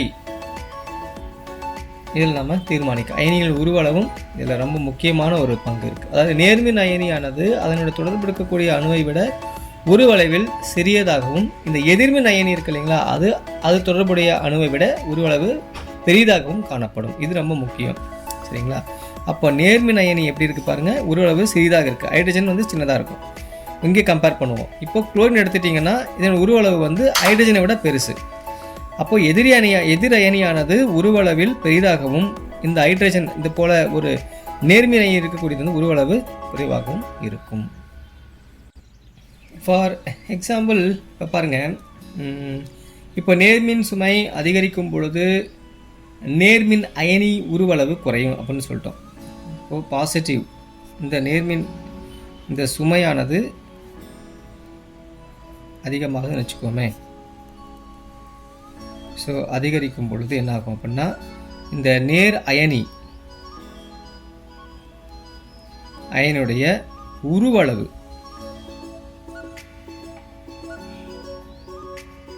குறையும், இது சொன்னோம் இல்லைங்களா. அடுத்த பாயிண்ட் என்னென்னா, இந்த எதிர் அயனி இருக்கக்கூடிய மின்சுமை இருக்கு இல்லையா, இந்த நெகட்டிவ் சுமை மின்சுமையானது ஸோ அதிகரிக்கும் போது அப்போது எதிர்மின் அயனி உடைய உருவளவு அதிகரிக்கும். சரிங்களா? இப்போது லித்தியம் இருக்குங்க. சரிங்களா? இந்த லித்தியம் அதனுடைய உருவளவு பார்த்தீங்கன்னா வந்து 156. இந்த லித்தியம் ப்ளஸ் அப்படிங்கும் போது அதன் உருவளவானது குறையுது. அப்போ இது 90 மாறுது. சரிங்களா? இப்போது சோடியம் எடுத்துக்கோங்க, அது வந்து 186. அதே Na ப்ளஸ்ஸாக மாறும் பொழுது அதன் உருவளவானது 116 மாறுது. சரிங்களா? இப்போது குளோரின் எடுத்துக்கோங்க, குளோரின் அதோட உருவளவு பார்த்தீங்கன்னா இப்போ 91. எனக்கு Cl மைனஸாக ஆகும்போது என்ன ஆகும், Cl மைனஸ் ஆகும் பொழுது அந்த உருவளவானது 167 மாறுது. That is loss of electron, gain of electron. எலக்ட்ரானை இழந்து நேர்மின் சுமையை அடையும், எலக்ட்ரானை பெற்று எதிர்மின் சுமையை அடையும். இது ஒரு காரணமாக வைத்துக்கொள்ளலாம். இந்த லித்தியம் மற்றும் சோடியம் அது வந்து வெளியாற்றல் மட்டத்தில் ஒரு எலக்ட்ரான்களை இழந்து நேர்மின் அயனியை பெறுகிறது. அது தொடர்புடைய அணுக்களை விட உருவளவு என்னாகுது, குறைவதற்கு இது ஒரு காரணம் அப்படின்னு நம்ம சொல்றோம். அப்போ உட்கருவு மீது இருக்கக்கூடிய அந்த உள் ஆற்றல் மட்ட எலக்ட்ரான்களானது என்ன ஆகும்னா, அந்த வெளியிருக்கக்கூடிய எலக்ட்ரான்களுக்கு இடையே இருக்கக்கூடிய அந்த கவர்ச்சி விசை வந்து என்னாகும், அப்படியே அதிகமாகிடும். இப்போ ஃப்ளூரின் மற்றும் குளோரின் இதில் இருக்கு இல்லைங்களா, அது வெளிக்கூட்டில் எலக்ட்ரான் என்ன பண்ணும், வாங்கிக்கும், எலக்ட்ரானை வாங்கிக்கும், எதிர் எலக்ட்ரானை பெற்றுக்கொண்டு அது அயனியாக்கப்படுகிறது. கரெக்டுங்களா? அப்போ அந்த உட்கருவானது அந்த எதிர்மின் சுமையுடைய அயனிகள் விட உள்ள இருக்கக்கூடிய உள்கூட்டு எலக்ட்ரான்களை காட்டிலும் ஈர்ப்பு விசை என்ன ஆகும் அப்படின்னா ஒரு நடுநிலை அணுவுக்கு இருக்கக்கூடியதாக இருக்கும். அப்போது இந்த மாதிரி என்ன ஆகுது, குறையுங்க. இந்த இடத்துல என்னாகும், ஏற்கனவே நம்ம சொன்னோம் இல்லைங்களா, அப்போது நடுநிலை அணுவு அப்படின்னு நம்ம சொல்லிட்டு, ஃப்ளூரின் வந்து குளோரின் வந்து எலக்ட்ரானை வாங்கிக்கிட்டு ஒரு மின்சுமை ஏற்படுது. அப்போ அதன் உட்கருவுக்கும் வெளிக்கூட்டில் எலக்ட்ரான்களுக்கும் இடையே இருக்கக்கூடிய அந்த ஈர்ப்பு விசை என்ன ஆகுனா, அதே தனிமத்தின் நடுநிலை அணுவில் இருக்கக்கூடிய அந்த ஈர்ப்பு விசையை காட்டிலும் அது குறைவாக தான் இருக்கும் அப்படின்னு சொல்கிறாங்க. ஸோ அதனால் அணு ஆரத்தில் நாம் பார்த்தோம் என்னன்னா, உட்கருவிற்கும் வெளிக்கூட்டில் உள்ள எலக்ட்ரான்களுக்கும் இடையே உள்ள தொலைவை பற்றி படித்தோம் இல்லைங்களா. இந்த அயனி ஆரங்கள் தொடரில் பார்த்திங்கன்னா, இப்போது இடம்புறத்திலிருந்து இந்த அயனி ஆரம் வந்து இடம்புறம் இருந்து வலம்புறம் செல்லும் பொழுது, சரிங்களா, இது வந்து தொடர். இப்போது அயனி ஆரம் தொடரில் இடமிருந்து வலப்புறம் செல்லும் பொழுது என்னாகும் அப்படின்னா குறையும். சரிங்களா?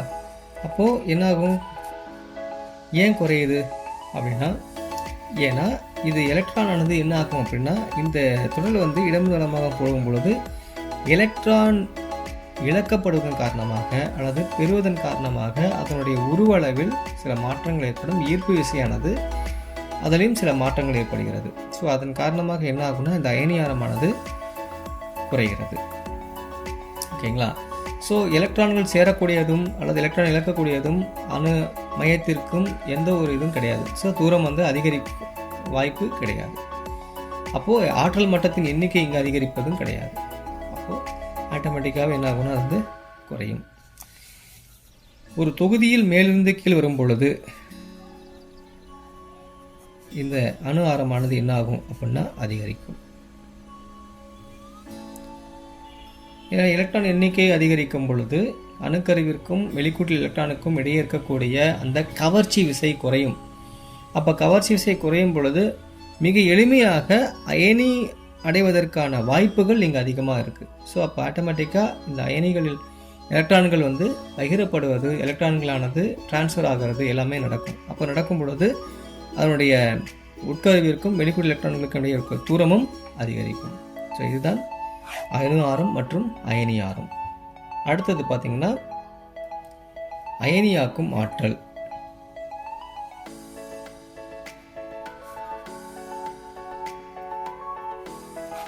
இந்த அயனியாக்கும் ஆற்றலானது அடி ஆற்றல் நிலை அப்படின்னு சொல்லுவோம். இப்போது இது எலக்ட்ரான் அமைப்புன்னு வச்சுக்கோங்களேன். ஓகேங்களா?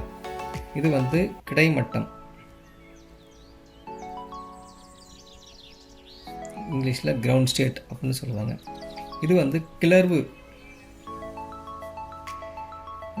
மட்டம் அப்படின்னு சொல்லுவோம், அல்லது எக்ஸ்டேட் ஸ்டேட் அப்படின்னு சொல்லுவாங்க இங்கிலீஷில். இப்போ இங்கேருந்து எலக்ட்ரான் ஆனது இங்கு இடம்பெயர்க்கும், இங்கே போகணும். அப்போ இதுக்கு என்ன வேணும்? ஆற்றல் வேணும். அந்த ஆற்றலுக்கு பேர் தான் Hμ அப்படிங்கிற ஃபோட்டான்ஸ் ஆஃப் எனர்ஜி. அந்த ஃபோட்டான்கள் அப்படிங்கக்கூடிய ஆற்றலை அது வாங்கிட்டு எலக்ட்ரான் வந்து கிடைமட்டத்திலேருந்து உயர் மட்டத்துக்கு அது போகும். சரிங்களா? இது வந்து ஒரு ஜென்ரலாக நான் சொல்கிறேன். சரிங்களா? இந்த மாதிரி நடக்கும். இந்த அடி ஆற்றல் நிலையில் இருக்கக்கூடிய நடுநிலைத்தன்மை உடைய தனித்த வாயு நிலை அணு, ஞாபகம் வச்சுக்கோங்க. நடுநிலை தனித்த வாயு நிலை 1, 2, 3. இந்த 3 பாயிண்ட் ரொம்ப important. Isolated, neutral, gas state. நடுநிலைத்தன்மை வாய்ந்த தனித்த வாயு நிலையில் இருக்கக்கூடிய ஒரு தனிமம் அல்லது ஒரு அணு, அதிலிருந்து நான் சொன்னேன் இல்லைங்களா, இந்த மாதிரி ஆற்றல் மட்ட, இது வந்து உட்கரு, அதில் இருக்கக்கூடிய அவுட்டர் மோஸ்ட் எலக்ட்ரான், அதாவது வெளிக்கூட்டில் இருக்கக்கூடிய இணைதின் எலக்ட்ரான்கள். இப்போது இந்த இணைதின் எலக்ட்ரானை வந்து நம்ம நீக்கணும். எலக்ட்ரானை நம்ம நீக்கிட்டோம்னா அப்போ நமக்கு நேர்மின் சுமையாக மாறிடும். அல்லது எலக்ட்ரான் நம்ம சேர்க்குறோம் அப்படின்னா அது எதிர்மின் சுமை நமக்கு கிடைக்கும். அப்போது இது போன்ற இந்த அவுட்டர் மோஸ்ட் இணைதிறன் கூட்டில் எலக்ட்ரானை நீக்குவதற்கோ அல்லது சேர்ப்பதற்கோ ஒரு ஆற்றல் தேவைப்படுகிறது.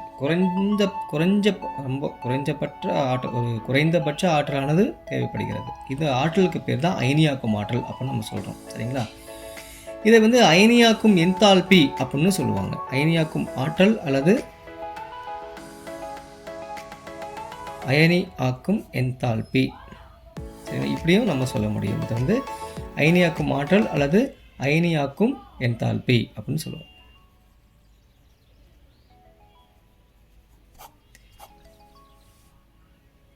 இப்போ இதில் எவ்வளோ ஆற்றல் சொல்கிறோம்ல, இந்த ஆற்றலின் அளவு என்ன அப்படின்னு பார்த்திங்கன்னா அது வந்து கிலோ ஜூல் பர் மோல் அப்படிங்கிற அளவில் நாம் அதை குறிப்பிடுவோம். அயனியாக்கும் ஆற்றல் கிலோ ஜூல் பர் மோல் அப்படின்னு சொல்லுவோம். அயனியாக்கும் ஆற்றல் அதிகரிக்கப்படும் பொழுது என்ன ஆகும்னா எலக்ட்ரானை நீக்குவது மிக மிக கடினமாக இருக்கும். சரிங்களா? அப்போது இந்த அயனியாக்கும் ஆற்றல் அதிகரிக்குது அப்படின்னா, அயனியாக்கும் ஆற்றல் எப்போ அதிகரிக்கும் அப்படின்னா, எலக்ட்ரானை நம்ம நீக்குவது ரொம்ப கஷ்டமாக இருக்கும். அப்போது இந்த ஆற்றலானது அதிகமாக தேவைப்படுகிறதுன்னு அர்த்தம். அப்போது குறைந்தபட்ச ஆற்றல் இருந்தால் போதும், அதை ஈஸியாக நீக்கிடலாம் அப்படின்னா குறைந்த அயனியாக்கும் ஆற்றல்னு அர்த்தம். அப்போ அயனியாக்கும் ஆற்றல் அதிகமாக போயிட்டுருக்கு அப்படின்னா எலக்ட்ரான் நீக்குவது மிக மிக கடினம். இப்போது இந்த அயனியாக்கும் ஆற்றல் நம்ம தொடரில் எப்படி இருக்குன்னு பார்ப்போம். ஸோ இடப்புறம் இருந்து வலப்புறம் செல்லும் பொழுது இந்த அயனியாக்கும் ஆற்றல் என்ன ஆகும் அப்படின்னா குறையும். எலக்ட்ரானை நீக்க அதிக ஆற்றல் தேவைப்படும். தொடர் அணு ஆரமானது நமக்கு தெரியும், இடம்புறமிலிருந்து வலப்புறம் செல்லும் பொழுது என்னாகுது, குறையுது. சரிங்களா? பாருங்கள், இது வந்து அணு ஆரம். அணு ஆரம் வந்து நமக்கு தெரியும் குறையுது. அப்போ எலக்ட்ரானை நம்ம நீக்குவதற்கோ இங்கே என்ன ஆகும்னா அதிக ஆற்றல் தேவைப்படும். இப்போ இந்த மாதிரி, ஏன்னா எலக்ட்ரானுடைய மின்சுமை இங்கே அதிகம் நம்ம சொல்லிட்டோம். சரிங்களா? அப்போது இங்கே என்ன ஆகும் அப்படின்னா அதிக ஆற்றல் தேவைப்படும். புரியுதுங்களா? என்ன அர்த்தம்னா, உட்கருவிற்கும் எலக்ட்ரானுடைய வெளிப்பாதையில் இருக்கக்கூடிய வெளி ஆற்றல் மட்டத்தில் இருக்கிற எலக்ட்ரானுக்கும் இடையே இருக்கக்கூடிய அந்த ஈர்ப்பு விசை அதிகமாக இருக்கும். அப்போ நம்மளால் பிரிக்க முடியுமா? அதை நீக்க முடியாது. அதனால் நம்ம இன்னும் அதிகமான ஆற்றலை கொடுத்தா தான் நம்ம அதை நீக்கவே முடியும். அதனால தான் இங்கே அதிக ஆற்றல் தேவைப்படுகிறது. ஆகவே தொடரில் இடப்புறமிலிருந்து வலப்புறம் செல்லும் பொழுது அயனியாக்கும் ஆற்றலானது அதிகரிக்கும். Therefore, இந்த லெஃப்ட் டு ரைட் போகும் பொழுது தொடரில் இந்த அயனியாக்கும் ஆற்றல் அதிகரிக்கும். இதுதான் உண்மை. அடுத்து இப்போ நம்ம தொகுதி எடுத்துக்கிட்டிங்கன்னா, தொகுதியில் மேலிருந்து கீழாக வரும்பொழுது என்னாகும்? மேலிருந்து கீழாக வரும்பொழுது என்னாகும்? நமக்கு ஏற்கனவே தெரியும், அணு ஆரமானது தொகுதியில் மேலிருந்து கீழ் வரும்பொழுது அதிகரிக்கிறது. சரிங்களா? அதிகரிக்கிறது. அப்போது இந்த தொகுதியில் மேலிருந்து கீழ் இறங்கும் பொழுது அணுவின் உருவளவும் அதிகரிக்கும். அதனால் இணைதின் எலக்ட்ரான்களுக்கு இலகுவாக இந்த பிணைக்கப்பட்டிருந்தாலும் அயனியாக்கும் ஆற்றல் வந்து ரொம்ப கம்மியாக இருந்தாலே போதும். தொகுதியில் மேலிருந்து கீழே இறங்கும் பொழுது அயனியாக்கும் ஆற்றல் வந்து குறையக்கூடிய தன்மையை நம்மளால் பார்க்க முடியும். சரிங்களா? ஸோ இங்கே என்ன ஆகுதுன்னா உருவளவு அதிகமாகும் போது இந்த உட்கருவிற்கும் எலக்ட்ரானுக்கும் இடையே இருக்கக்கூடிய தொலைவானது அதிகரிக்கிறது. அப்போது ஈர்ப்பு விசை ரொம்ப குறைஞ்சி போயிடும். அப்போ இந்த எலக்ட்ரானை எளிதாக நீக்கும். அப்போ இங்கே ஆற்றல் என்ன ஆகும் அப்படின்னா ஆற்றல் குறைவாக இருந்தாலே போதும். அப்போ ஆற்றல் குறையும் பொழுது என்ன ஆகும் அப்படின்னா, நாம் மேலேருந்து கீழே வரோம் இல்லைங்களா? வரும் பொழுது இந்த அயனியாக்கும் ஆற்றலும் நமக்கு குறைவாக இருந்தால் போதும். அப்போ எளிமையாக எலக்ட்ரானை நீக்க முடியும். எந்த எலக்ட்ரான்? தனித்த வாயு நிலையில் இருக்கக்கூடிய எலக்ட்ரானை நீக்குவதற்கு தேவைப்படைய ஆற்றல் இங்கே குறைவாக இருக்கும். அப்போ மேலேருந்து கீழே வரும் பொழுது இந்த அயனியாக்கும் ஆற்றல் வந்து குறைவு. சரிங்களா? இதுக்கு நிறையா வந்து நம்ம காரணம் சொல்லலாம். இதில் மறைத்தல் விளைவும் இருக்கிறது. ஸோ இதற்கு கூட கவர்ச்சி விசை குறைவதும் ஒரு காரணமாக நம்மால் சொல்ல முடியும். அடுத்து எலக்ட்ரான் நாட்டம். எலக்ட்ரான் நாட்டம் அப்படின்னா அதே போல் சொல்லணும். தனித்த நடுநிலை தன்மை இருக்கக்கூடிய வாயு நிலை அணுவில் ரொம்ப முக்கியங்க. தனித்த நடுநிலை உடைய வாயு நிலையில் இருக்கக்கூடிய அணுவிலிருந்து இணைதிறன் கூட்டில் ஒரு எலக்ட்ரானை சேர்த்தல்.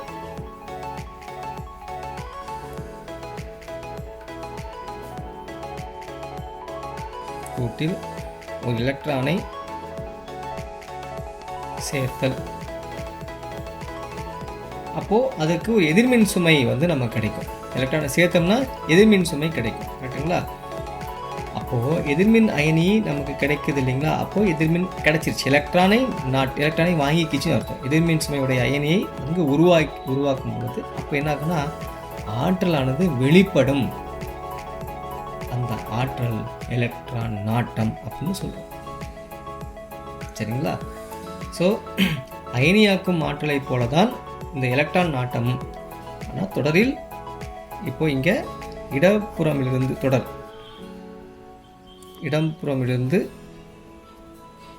வலப்புறம் செல்லும் பொழுது இந்த அயனியாக்கும் ஆற்றல் என்ன ஆகும் அப்படின்னா அதிகரிக்கும். சிம்பிளாக சொல்லிட்டேன், எலக்ட்ரான் ஆட்டம் அயனியாக்கும் ஆற்றலை போலத்தான். சரிங்களா? அதே போல் இந்த தொகுதியில் பார்க்கும் பொழுது மேலிருந்து கீழாக இந்த எலக்ட்ரான் நாட்டமானது குறையும்.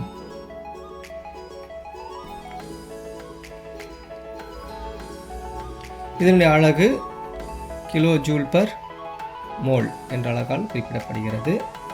ஒரு எக்ஸாம்பிள், இப்போ ஏ அப்படிங்கிற ஒரு அணு வந்து எலக்ட்ரானை வாங்கி ஏ மைனஸ் ப்ளஸ் ஆற்றலானது வெளிவிடப்படுகிறது. அதே போல் எக்ஸாம்பிள் ஏக்கு பதிலாக குளோரின் போடுங்க, காட் ஒரு எலக்ட்ரானை வாங்கினோடனே சிஎல் வந்து சிஎல் மைனஸாக மாறிடும். ஸோ இது வந்து ஆற்றலானது வெளிவிடப்படுகிறது. இது வந்து வாயுவில் இருக்கக்கூடிய ஒரு தனித்த நடுநிலைத்தன்மை வாய்ந்த ஒரு அணு. சரிங்களா? இதுதான் வந்து எலக்ட்ரான் நாட்டம். ஸோ எலக்ட்ரான் நாட்டம் அப்படிங்கிறது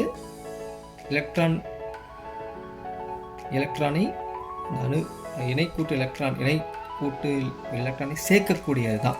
சேர்க்கும் பொழுது வெளிவரக்கூடிய ஆற்றல் தான் எலக்ட்ரான் நாட்டம்.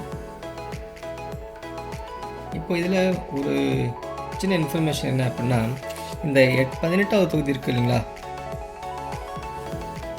இந்த 18வது தொகுதி அதில் பார்த்தீங்கன்னா எலக்ட்ரான் நாட்டம், எலக்ட்ரான் கவர்த்தன்மை எல்லாமே என்னவாக இருக்கும் அப்படின்னா அது வந்து 0 அப்படின்னு சொல்லுவோம்.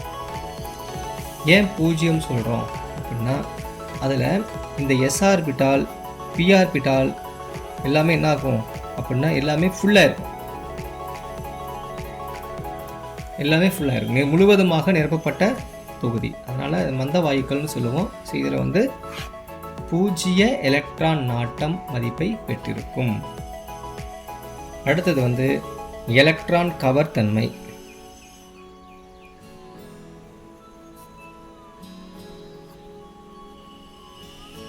எலக்ட்ரான் கவர்த்தன்மை அப்படி பார்க்கும் பொழுது இங்கே ரொம்ப முக்கியமாக கவனிக்கணும். சக பிணைப்பால் பிணைக்கப்பட்டிருக்கக்கூடிய மூலக்கூறில் வச்சுக்கோங்க, சக பிணைப்பால் பிணைக்கப்பட்டிருக்கக்கூடிய ஒரு அணுவானது, ஒரு மூலக்கூறில் உள்ள ஒரு அணுவானது சகப்பிணைப்பில் பங்கிடப்பட்டுள்ள எலக்ட்ரான், இப்போ சகப்பிணைப்பான 2 அணுவும் பங்கீட்டு செய்து அது ஒரு எலக்ட்ரான் இது எலக்ட்ரானை கொடுத்து தான் அங்கே ஒரு பிணைப்பை உருவாக்கியிருக்கும் இல்லைங்களா. அதுபோல பங்கிடப்பட்டுள்ள எலக்ட்ரானுடைய இணைதிறனையும் தன்னை நோக்கி வரக்கூடிய அந்த ஒரு பண்பு, இணைதிறனை நோக்கி வரக்கூடிய ஒரு பண்பு தான் எலக்ட்ரான் கவர் அப்படின்னு சொல்லுவோம். சரிங்களா? இப்போது இவர் இருக்கார், இன்னொருத்தர் இருக்காருன்னு வச்சுக்கோங்களேன். இவர் வசம் இங்கே இருக்கக்கூடிய எலக்ட்ரான் ஆனது என்ன ஆகும் அப்படின்னா இங்கே வந்து இது கவரப்படுகிறது, ஒரு கவர்ச்சி விசை இங்கு தூண்டப்படுகிறது. அப்போ என்ன ஆகுதுன்னா எலக்ட்ரானை இவை எதிர்மின் சுமையை பெறும், நெகட்டிவ் சார்ஜ் இதுக்கு கிடைக்கும். சரிங்களா? ஸோ இதுதான் நம்ம என்ன சொல்கிறோம் அப்படின்னா எலக்ட்ரான் கவர்த்தன்மை அப்படின்னு சொல்கிறோம். அதனால் ஞாபகம் வச்சுக்கோங்க, சக பிணைப்பால் பிணைக்கப்பட்டிருக்கக்கூடிய ஒரு மூலக்கூறு, அப்போ அந்த மூலக்கூறில் இருக்கக்கூடிய எலக்ட்ரான் இணை, அந்த எலக்ட்ரான் இணை இருக்கு இல்லைங்க, எலக்ட்ரான் இணையை நோக்கி வரக்கூடிய அந்த எலக்ட்ரான் தான் இது பார்த்தீங்கன்னா இது வந்து கவருது, இது வந்து எலக்ட்ரான் இது கவருது. அப்போ இது எலக்ட்ரான் கவர்த்தன்மை அப்படின்னு சொல்லுவோம். ஒரு எக்ஸாம்பிள் பாருங்கள். இப்போ HCl இருக்குது, ஹைட்ரோக்ளோரைடு, ஒரு மூலக்கூறு எடுத்துக்கிறோம்.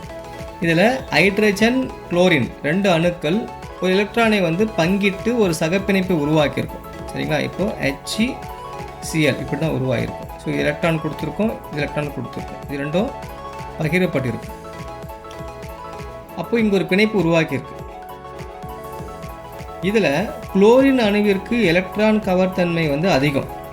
எதுக்கு? குளோரினுக்கு வந்து இதுக்கு எலக்ட்ரான் கவர்த்தன்மை இதுக்கு அதிகம். இதுக்கு குளோரினுக்கு எதை விட? இந்த ஹைட்ரஜனை விட. அப்போ ஹைட்ரஜன்லேருந்து எலக்ட்ரானை வந்து என்ன பண்ணுது? குளோரின் தன் பக்கமாக எலக்ட்ரானை வந்து ஈர்த்துக்குச்சு. அப்போது ஈர்ப்பு விசை மூலமாக ஈர்த்துக்குச்சு. அப்போ இதுதான் எலக்ட்ரான் கவர்த்தன்மை அப்படின்னு சொல்கிறோம். ஸோ இந்த பங்கீட்டு எலக்ட்ரான்களை ஹைட்ரஜனை விட குளோரின் அணு தன்னை நோக்கி இழுத்து கொள்ளக்கூடிய பண்பு. இந்த பிணைப்பு உடையும் பொழுது வினை எலக்ட்ரானானது குளோரினுடன் சென்று H+ ஆகவும், இது உடைக்கும் போது என்னாகும்? H+ போகும், Cl- போகும். அப்போது அயனியுடைய உருவாகக்கூடிய இந்த மைனஸ் அயனி உருவாகக்கூடிய இந்த குளோரினுக்கு எலக்ட்ரான் கவர்த்தன்மை அதிகம் அப்படின்னு நம்மளால் சொல்ல முடியும். சரிங்களா? இப்போ ஒரு எக்ஸாம்பிள் சொல்லணும்னா, பல பரீட்சை 2 பேர் ஒரு பைல்வான் மாதிரி இருக்கான், குண்டாக இருக்கான். ஒருத்தன் வந்து ஒல்லியாக ஒருத்தன் வரான். இப்போ இவங்க 2 பேர்த்துக்கு இடையே இருக்கக்கூடிய பல பரீட்சை பார்க்கும் பொழுது ஸ்ட்ரென்த் யாருக்கு அதிகமாக இருக்கும் அப்படின்னு பார்த்தீங்கன்னா, இவனை விட இவனுக்கு ஸ்ட்ரென்த் அதிகமாக இருக்கும். இவங்ககிட்ட ஒரு பால் இருக்குது, ஒரே ஒரு பால், ஓகேங்களா? இந்த பாலை வந்து 2 பேருமே பிடுங்கிட்டு இருக்காங்க. இப்போது இந்த பால் வந்து யாருக்கு போய் சேரும் சொல்லுங்கள்? ஸோ அப்போது எவனுக்கு பலம் ஜாஸ்தியாக இருக்கோ ஆட்டோமேட்டிக்காக அவன் பக்கம் அந்த பால் வந்துடும். அப்போ எலக்ட்ரான் இது H, இது Cl. இப்போ பிணைப்பு இருக்குது. இந்த பிணைப்பு வந்து இப்போ உடையுது. இதுதான் இந்த பிணைப்பு. பால் உடஞ்சிருச்சு. உடஞ்ச உடனே எந்த பக்கம் போயிடுச்சு அந்த எலக்ட்ரான் அப்படின்னு பார்த்தீங்கன்னா, எலக்ட்ரான் இங்கே வந்துருச்சு. அப்போ இங்கே எலக்ட்ரான் அங்கே போயிடுச்சு. அப்போ இது ப்ளஸ். அவ்வளோதான். Very simple. ஓகேங்களா? இப்போ இந்த எலக்ட்ரான் கவர்த்தன்மையானது பாலிங் அளவீடு. இந்த பாலிங் அளவீடு மூலமாக இந்த எலக்ட்ரான் கவர்த்தன்மை வந்து நம்மளால் மெஷர் பண்ண முடியும், அளக்க முடியும். இது பெரிய பங்கு இதுக்கு இருக்குது. அதன் மூலம் ஒரே மூலக்கூறு அணுக்களுக்கு இடையே இருக்கக்கூடிய பிணைப்பின் தன்மை, அது அயனி பிணைப்பாக அல்லது சகப்பிணைப்பாக இருக்கலாம். ஓகேங்களா? இப்போ ஒரு எக்ஸாம்பிள், இப்போ ஃப்ளூரின் எடுத்துக்கோங்க. இந்த ஃப்ளூரினுக்கு பார்த்தீங்கன்னா 4.0 இது எலக்ட்ரான் கவர்த்தன்மை இருக்கும். அதே போல் குளோரினுக்கு பார்த்தீங்கன்னா 3.0 இருக்கலாம். அதே போல் இந்த புரோமினுக்கு பார்த்தீங்கன்னா 2.8 இருக்கலாம். அயோடினுக்கு பார்த்தீங்கன்னா 2.5, சோடியத்துக்கு வந்து 1. ஸோ இது போல் இந்த பாலிங் அளவீடு மூலமாக நமக்கு கிடைச்ச சில முக்கியமான என்ன சொல்கிறது முடிவுகள் இதெல்லாம். சரிங்களா? என்ன முடிவுகள்? எலக்ட்ரான் கவர்த்தன்மைக்கான முடிவுகள். இது சில தனிமங்கள் எலக்ட்ரான் கவர்த்தன்மை வந்து எப்படி இருக்குன்னு நம்ம சொல்லியிருக்கோம். இந்த 2 அணுக்களுக்கு இடையே இருக்கக்கூடிய எலக்ட்ரான் கவர்த்தன்மை வித்தியாசப்படும். சரிங்களா? எவ்வளோ வித்தியாசம் இருக்கும் அப்படின்னு பார்த்தீங்கன்னா 1.7 அப்படிங்கிற அளவுக்கு வித்தியாசம் இருக்கும். சரிங்களா? அப்படி இருந்துச்சு அப்படின்னு சொன்னால் அங்கே என்ன இருக்குன்னா 50% அயனி பிணைப்பும் 50% வந்து சகப்பிணைப்பும் இருக்கும். 2 தனிமங்களுக்கு இடையே இருக்கக்கூடிய இந்த எலக்ட்ரான் கவர்த்தன்மையானது 1.7 அப்படிங்கிற பாலிங் அளவீட்டு வித்தியாசம் இருந்துச்சுன்னா அதில் அந்த 2 தனிமங்களுக்கு இடையே இருக்கக்கூடிய பிணைப்பானது 50% அயனி பிணைப்பாகவும் 50% சகப்பிணைப்பாகவும் இருக்கும். இல்லை சார், இது வந்து லெஸ் தென் 1.7 அப்படின்னு சொன்னீங்கன்னா இங்கு பிணைப்பானது சகப்பிணைப்பு தன்மை அதிகமாக இருக்கும். சரிங்களா? அப்போது இங்கே அதிக சகப்பிணைப்பு தன்மை காணப்படும். இல்லை சார், இது வந்து 1.7 அப்படிங்கிறது அதிகமான வேல்யூ, வித்தியாசம் வந்து 1.7 விட அதிகமாக இருக்குது. என்னது? பாலிங் அளவீடு 1.7 அதிகமாக வந்து இருக்குது எலக்ட்ரான் கவர்த்தன்மை அப்படின்னு சொன்னீங்கன்னா இங்கு அதிக அயனி பிணைப்பு தன்மை இருக்கும். இதுதான் மிக மிக முக்கியமான குறிப்பு இந்த எலக்ட்ரான் கவர்த்தன்மையை பொறுத்த வரைக்கும். ஸோ இந்த எலக்ட்ரான் கவர்த்தன்மையில் என்ன சொல்லணும்னா தொடர் தொகுதி இரண்டும் பார்க்கலாம். இப்போது தொடரில் இடமிருந்து வலம் செல்லும் பொழுது என்ன ஆகும் அப்படின்னா எலக்ட்ரான் கவர்த்தன்மையானது அதிகரிக்கும். ஏன் அதிகரிக்குது? அணுக்கரு மின்சுமை அதிகரிக்கும் பொழுது எலக்ட்ரான் கவர்ச்சி விசையும் அதிகரிக்கும் அப்படிங்கிறது தான் முக்கியம். இப்போ மின்சுமை அதிகரிக்கும் பொழுது அதனுடைய கவர்ச்சி விசை அதிகமாகும் காரணமாக ஒரு தொடரில் வந்துட்டு இடமிருந்து வலம் லெஃப்ட் டு ரைட் போகும்போது கண்டிப்பாக அதிகமாகும். அதே போல் தொகுதியில் இந்த மேலிருந்து கீழ் வரும் பொழுது, தொகுதியில் மேலிருந்து கீழ் வரும் பொழுது இந்த எலக்ட்ரான் கவர்த்தன்மை என்ன ஆகும் அப்படின்னு பார்த்தீங்கன்னா குறையும். ஏன் குறையுது?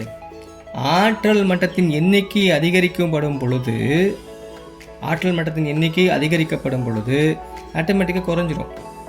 சரிங்களா?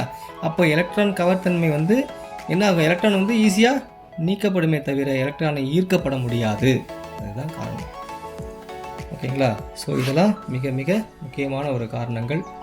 இந்த அணு ஆரம், அயனி ஆரம், அயனியாக்கும் ஆற்றல், எலக்ட்ரான் ஆட்டம், எலக்ட்ரான் கவர்த்தன்மை, இதை வந்து உங்களுக்கு புரிகிற மாதிரி நான் சொல்லி கொடுத்துருக்கேன். ஸோ ஃபைனலாக வந்து உங்களுக்கு ஒரு டேபிளேஷன் காட்டுறேன். அந்த டேபிளேஷன் வந்து உங்களுக்கு சிம்பிளிஃபையாக புரியாது. சரிங்களா? என்னென்னு பாருங்கள். இப்போது இந்த ஆவர்த்தன பண்பு தொடரில் பார்த்தீங்கன்னா இந்த ஆவர்த்தன பண்பு என்னது? அணு ஆரம், அயனி ஆரம், எலக்ட்ரான் நாட்டம், எலக்ட்ரான் கவர்த்தன்மை எல்லாமே இருக்குது. இப்போ ஃபஸ்ட் பாருங்க, இந்த ஆவர்த்தன பண்பில் அணு ஆரம் வந்து தொடரிலையும் தொகுதியிலையும் என்ன இருக்கும் பாருங்கள். நம்ம குறைகிறது, அதிகரிக்கிறது. அயனி ஆரம் குறையும், இங்கே அதிகரிக்கும். அயனியாக்கும் ஆற்றல் இந்த தொடரில் வந்து அதிகமாக இருக்கும், தொகுதியில் வந்து குறையும். எலக்ட்ரான் ஆட்டம் அதே போல் தொகுதியில் அதிகரிக்கும், தொடரில் அதிகரிக்கும், தொகுதியில் வந்து குறையும். இந்த அயனியாக்கும் ஆற்றலும் எலக்ட்ரான் நாட்டமும் ஏறக்குறைய ஒரே மாதிரி தான் இருக்குன்னு சொன்னோம். இந்த எலக்ட்ரான் கவர்த்தன்மையானது தொடரில் வந்து அதிகரிக்கும், தொகுதியில் குறையும். ஸோ இதெல்லாமே நம்ம என்ன காரணம் அப்படிங்கிறதையும் விளக்கிட்டோம். ஸோ இது வந்து உங்களுக்கு சிம்பிளிஃபையாக ஈஸியாக புரியறதுக்காக ஒரு டேபிளேஷன் தான். ஓகேங்களா? Okay students, thank you. உங்களுக்கு இந்த வீடியோ வந்து யூஸ்ஃபுல்லாக இருக்குன்னு நினைக்கிறேன். இந்த லெசனில் ஃபஸ்ட்டு பார்ட் நம்ம வந்து முடிச்சிட்டோம். செகண்ட் பார்ட்டை அடுத்த கிளாஸில் பார்ப்போம். Thank you students.